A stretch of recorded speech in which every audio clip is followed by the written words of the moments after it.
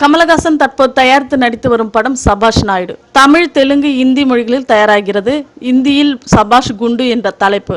இதில் ரம்யா கிருஷ்ணன் கமலின் மனைவியாகவும் ஸ்ருதி ஹாசன் மகளாகவும் நடிக்கிறார்கள். தெலுங்கு நடிகர் பரந்தாமன் கமலின் நண்பராக நடிக்கிறார். இளையராஜா இசையமைக்கிறார். ஜெயகிருஷ்ணா கும்டி ஒளிப்பதிவு செய்கிறார்.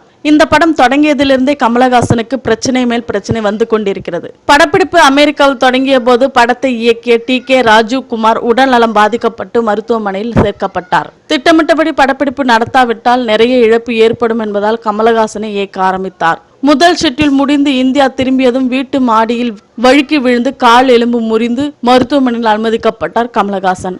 தற்போது அவருடைய உடல்நலம் குணமடைந்து வருகிறது. உடல் ரீதியாக பாதிக்கப்பட்டிருந்த கமலஹாசன் இப்போது கௌதமின் பிரிவால் மன ரீதியாக பாதிக்கப்பட்டிருக்கிறார். இதனால் அவர் வீட்டுக்குள்ளேயே முடங்கி கிடக்கிறார். நவம்பரில் சபாஷ் நாயுடு மீண்டும் தொடங்குவதாக இருந்தது. ஆனால் அதற்குள் கௌதமி பிரச்சனை வந்துவிட்டது. அதோடு இப்போது அமெரிக்காவில் அமெரிக்க அதிபர் தேர்தல் நேரம், டிசம்பரில் அமெரிக்காவில் கிறிஸ்துமஸ் சீசன், இவை அனைத்தும் முடிந்து ஜனவரியில் மீண்டும் படப்பிடிப்பை தொடங்குகிறார்கள். இதற்காக படத்தின் இயக்குனர் அஷ்ரா ஹசன் அமெரிக்கா சென்று ஏற்பாடுகளை கவனிக்க உள்ளார். மேலும் சினிமா தகவல்களுக்கு கீழே உள்ள சப்ஸ்கிரைப் பட்டனை அழுத்தவும்.